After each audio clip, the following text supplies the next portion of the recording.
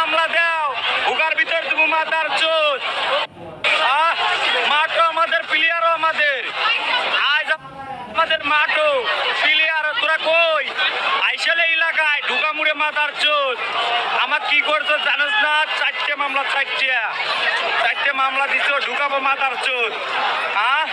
আইসলে আইস তোর মা চলে গেছে, পুরুত দিছে মাতার চোদ। তোর মা পালানি দিছে, আইসলে তোর ঢুকাবো মাতার চোদ।